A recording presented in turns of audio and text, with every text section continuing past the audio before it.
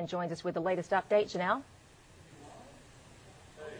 Call Aaron at the desk and tell him that reason they I hear Janelle talking. She apparently can't hear us. Obviously, yeah, we'll get back to her, but before we do that, we do want to pass along some important bits of information for you. First of all, the ER at the Norton downtown is on diversion, which means incoming patients are being moved to other locations. They have water in their basement there, and we're told that they are delaying and canceling surgeries. Again, we mentioned University of Louisville. They are shut down today. At least one building had to be evacuated. More closings to pass along. Jefferson trial courts closed. Dockets canceled for the day, including suburban and traffic. And we mentioned the power outages, too, Lori. Duke Energy reporting 4,000 customers without power. LG&E has up to 20,000, right, yeah. up to 20,000, and that number is expected to go up. And we should also say that if you do need shelter, there's a number that we gave earlier. That's 589-4450. If you need shelter, 589-4450. Let's go ahead and check in. Amanda, is Janelle ready yet, or no? Is she still staying by? You know, Okay. Let's go ahead and pass along to you at home. Hopefully you've got your camera phone or you're online with us, and we want to see what it looks like in your backyard, in your front yard, in your basement perhaps. Go ahead and go to wave3.com. You can post that on Wave 3 Nation. A lot of people have been sending their stuff in, and you don't realize how much that even helps us gathering information as well. Of course, we've got reporters out, we've got Air 3 up, but eyewitnesses like yourself, you provide us information as well. Okay, we are being told Janelle is back online now. Let's go ahead and go out live to her for an update. Janelle? Yeah, guys, hasn't it been a crazy morning and having some equipment problems as well? We are at the MetroSafe Emergency Operations Center, and I want to show you, we've watched as kind of the weather or the water has slowly receded. You can see right up at the top the I-65 northbound, how backed up it is. Well, that's because there was water over the road, and if you can pan down to the bottom part, you can see where that water is slowly creeping back. When we first got here, it was all the way over the roadway, and now it looks like it's there's at least one lane that is fairly clear, a second lane that's clearing, and it looks like they are at least in the process of getting that reopened. And, you know, that's kind of the same thing that we've seen all over the metro today. It's just water all over roadways, of course, in basements. And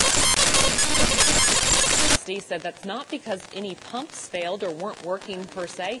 It's really just because of the amount of water that fell through the sky. It was just way too much. It overwhelmed the system and flooded the system, and so it couldn't pump it out soon enough, so we got those flooded roadways.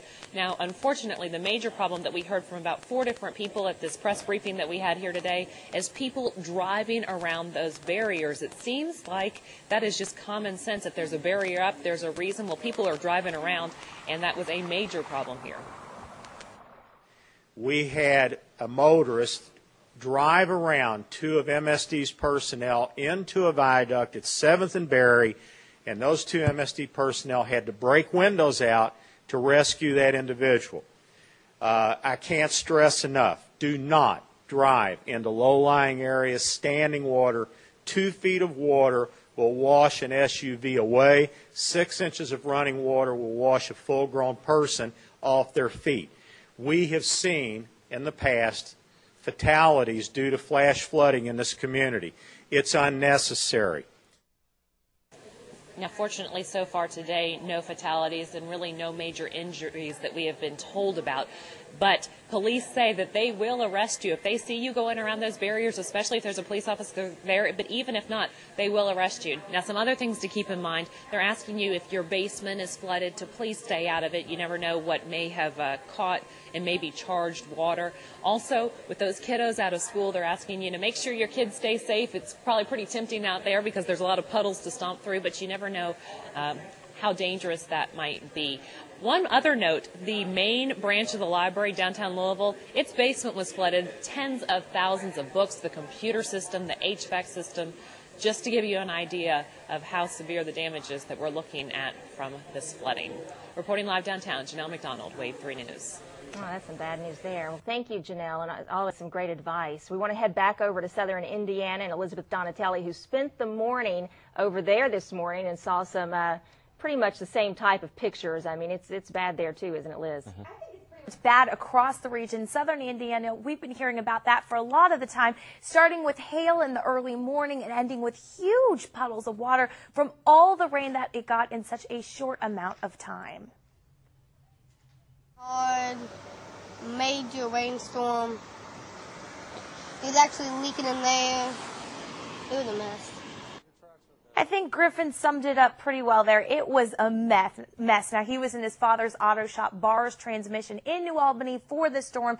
You heard him talk about the leaks. That's from the rain itself, but perhaps the most damage to their shop came from the cars. Those are cars cutting through his property to try to go around the barricades and that puddle. Now, each time a car went through, it sent waves of water into his shop that is filled with electronics and heavy machinery.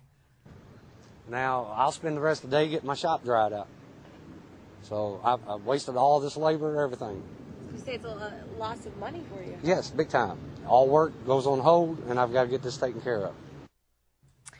Purvis said that he's tried to get the city to help take care of that, and they've done some work on the drains for the last year or so, but so far it just keeps flooding, and lots of flooding, not just in front of his shop, but all throughout New Albany where we were driving. Back to you guys. All right, Elizabeth, thank you very much. Nice job.